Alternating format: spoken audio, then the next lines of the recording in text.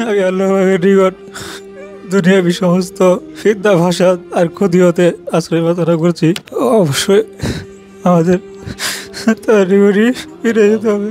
আল্লাহ পাক যেন আমাকে ওনার একজন প্রিয় বান্ধব হিসেবে কবুল করেন। আপনারা আমার শরীরে দোয়া করবেন।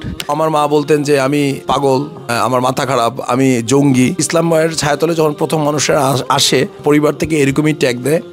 আসসালামু আলাইকুম প্রিয় ভাই বোন, আশা করি সবাই ভালো আছেন। আমি মোহাম্মদ রাজ বলছি। আপনারা জানেন যে আমি গত 8 বছর আগে ইসলাম ধর্ম গ্রহণ করেছি, আলহামদুলিল্লাহ। আমার সামনে এটি ভাইকে দেখতে পাচ্ছেন, উনি হলো নমুসলিম মোস্তফা ভাই। উনিও ইসলাম ধর্ম গ্রহণ করেছেন। এখানে আমাদের খিদমা হসপিটালে ডক্টর মশিউর রহমান স্যারের আওতায় ওনার এই নাকের অপারেশন হয়েছে। স্যার এখানেই আছেন, আপনারা দেখতে পাচ্ছেন। তো আজকে এই ভাইটিকে আমরা দেখতে এসেছি। তো অ্যাজ ইউজুয়াল যেরকম আমার মা বলতেন যে আমি পাগল, আমার মাথা খারাপ, আমি জঙ্গি, বিভিন্ন রকমের ট্যাগ দিতেন আমাকে। তো ওইরকম আমাদের মোস্তফা ভাইয়ের মাও ওনাকে বিভিন্ন রকমের ট্যাগ দিচ্ছেন, মাথা খারাপ, এই সেই, মাথায় ছিট আছে আমার ছেলের। তো এরকম যখন ইসলামের ছায়াতলে যখন প্রথম মানুষেরা আসে, তাদের পরিবার থেকে এরকমই ট্যাগ দেয়। তো ওনার উপরেও এই ট্যাগ চলতেছে।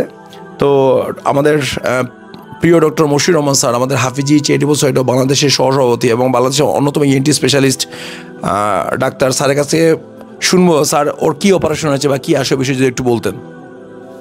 প্রিয় মোস্তফা আমার এখানে আসছে যখন, সে নাক দিয়ে শ্বাস নিতে পারে না।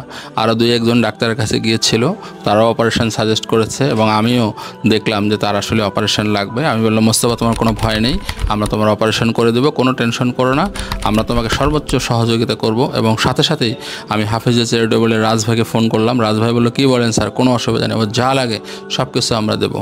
কেমন, কিন্তু ওর মধ্যে এত গায়রত, এত আত্মমর্যাদা, ও বলছে না আমিই করব। তো প্রিয় ভাইয়ের জন্য আপনারা দোয়া করবেন। 3 দিন আগে অপারেশন করেছি, নাকের হাড়বাঁকা, মাংস বৃদ্ধি এবং সাইনোসাইটিস। এখনও মোস্তফার নাকের মধ্যে সেলাই আছে, স্প্লিন্ট দেওয়া আছে। এটা ইনশাআল্লাহ তাআলা অপারেশন থেকে 7 দিন পরে আমরা এটা স্টিচটা কেটে দেবো। মোস্তফা যেন সুস্থ জীবন ফিরে পায়, ও যেন একটু স্বাবলম্বী হতে পারে, দিনের পথে চলতে পারে। সকলেই আপনারা তার জন্য দোয়া করবেন। মোস্তফা, তুমি যদি একটু কিছু বলতে। মোস্তফা ভাই, আপনার ইসলাম ধর্ম গ্রহণ করার পর কেমন লাগে, কি আসে বিষয়, দিলে কেমন শান্তি লাগে যদি একটু বলতেন। আসসালামু আলাইকুম রহমতুল্লাহ। আসলে এটা হচ্ছে আল্লাহ পাকের একটা রহমত, বিশেষ রহমত। কারণ দুনিয়াতে আমরা যেহেতু আসছি, অবশ্যই আমাদের তার নিকটই ফিরে যেতে হবে। আমি আল্লাহ পাকের নিকট দুনিয়াবি সমস্ত ফিতনা ফাসাদ আর ক্ষতি হতে আশ্রয় প্রার্থনা করছি। আপনারা আমার শরীরে দোয়া করবেন। আমি যেন আল্লাহ পাক যেন আমাকে ওনার একজন প্রিয় বান্ধব হিসেবে কবুল করেন। আমিন। যাই হোক, আমরা মুস্তফা ভাইয়ের কথা শুনলেন। মুস্তফা ভাই আমাদের নতুন একজন ভাই হিসেবে ইসলামের ছায়াতলে এসেছেন, আলহামদুলিল্লাহ। আমি মুস্তফা ভাইয়ের পাশে থাকবো ইনশাআল্লাহ। আমাদের হাফিজি চ্যারিটেবল সোসাইটি বাংলাদেশ পাশে থাকবে। মুস্তফা ভাইয়ের যে কোনো রকমের জরুরত যদি পূর্ণ করতে হয় আমরা করবো ইনশাআল্লাহ। এবং তারা এই অপারেশনের সহযোগিতার জন্য এটা আমাদের তরফ থেকে, এটা কারো কোনো দান দক্ষিণা না, আমাদের তরফ থেকে আমরা একজন দিনী ভাই হিসেবে, আমরা মুসলমান হিসেবে আমরা তার পাশে দাঁড়াবো এবং তাকে তার এই অপারেশনের খরচের একটি অ্যামাউন্ট, বড় অ্যামাউন্ট দিয়ে আমরা সহযোগিতা করবো ইনশাআল্লাহ।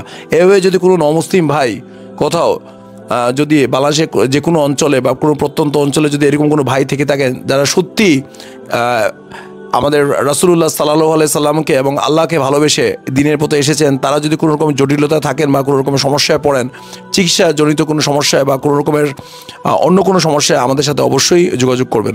সবাই ভালো থাকবেন, সুস্থ থাকবেন এবং ডক্টর মশিউর রহমান স্যারের জন্য দোয়া করবেন।